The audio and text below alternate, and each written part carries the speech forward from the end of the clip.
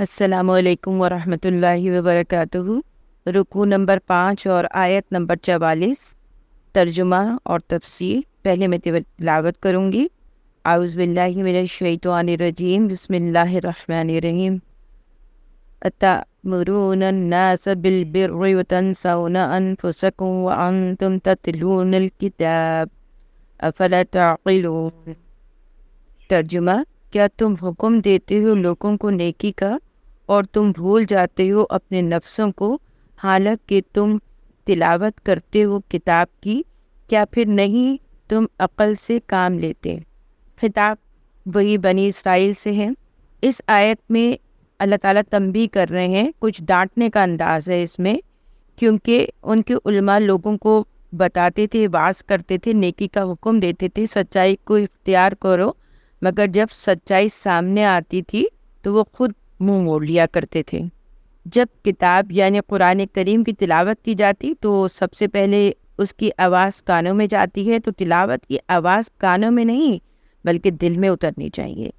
تلاوت محض اس لیے نہیں کی جاتی ہے کہ کسی کو سنا رہے ہیں، بلکہ تلاوت کا مقصد کیا ہے ہونا چاہیے کہ جو کچھ ہم پڑھ رہے ہیں اس کا مقصد کیا ہے، اس کے معنی کیا ہے، اس میں ہم سے کیا کہا جا رہا ہے۔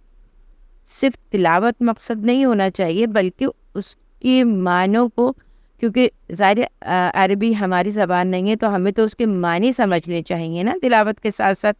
تو ہمیں یہ سمجھنا چاہیے کہ اس قرآن پاک میں کیا لکھا ہے اور ہم سے کیا کہا جا رہا ہے اور اس میں کیا ہدایات اور کیا احکامات ہیں۔ پھر فرمایا کہ تم عقل سے کام نہیں لیتے۔ یہ بنی اسرائیل سے اس لیے کہا جا رہا ہے کہ وہ نصیحت تو کیا کرتے تھے دوسروں کو، مگر جب عمل کا وقت آتا تھا تو پیچھے ہٹ جاتے تھے، کیونکہ ان کو وہ کام مشکل لگتا ہے۔ کیونکہ ظاہری بات ہے، اگر آپ نیکی کی راہ اختیار کرتے ہیں یا کوئی اللہ کے احکامات پر عمل کرتے ہیں تو اس میں کچھ دشواریاں آپ کو حائل ہوتی ہیں بیچ میں، یعنی کہ جو شیطان کا راستہ ہے وہ انتہائی آسان راستہ ہے، بڑا شارٹ کٹ ہے اس میں، لیکن جو اللہ کا راستہ ہے اس میں بڑی دشواریاں ہیں، اس میں بڑی پکڑ ہے۔ عقل اور ضمیر بھی انسان کا اس بات کو تسلیم نہیں کرتا کہ نصیحت کے بعد عمل میں کنجوسی کی جائے۔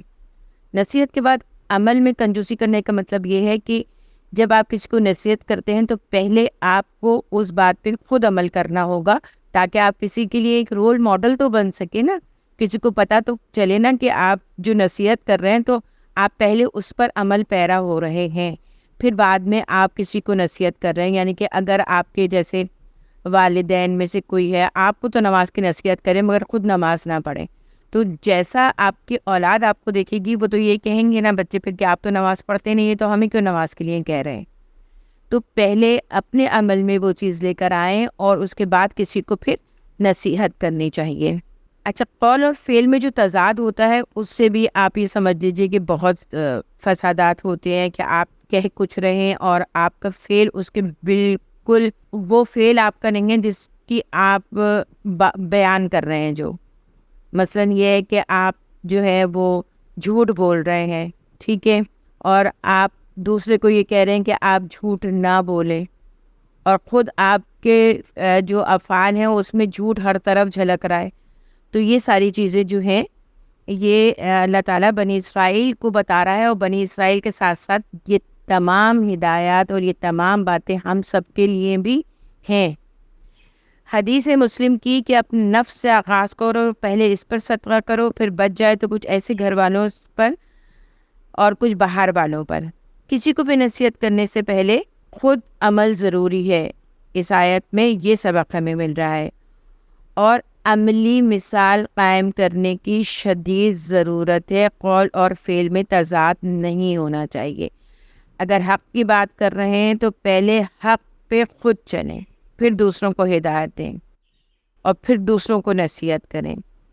یہاں پر آیت نمبر ختم ہوتی ہے ہماری 44، اور اس میں ہم نے 2 سبق بہت ہم نے سیکھے ہیں کہ ایک تو عمل کی مثال ایسی ہونی چاہیے کہ اس میں تضاد نہ ہو، اور نصیحت کرنے سے پہلے اس پر خود عمل کرنا بے انتہا ضروری ہے۔ اللہ رب العزت ہم سب پر اپنا کرم کرے اور ہماری مغفرت کرے، اور حضرت آدم سے لے کر جتنے لوگ رضائے الہی سے وفات پا چکے ہیں اللہ ان سب کی مغفرت کرے، آمین یا رب العالمین۔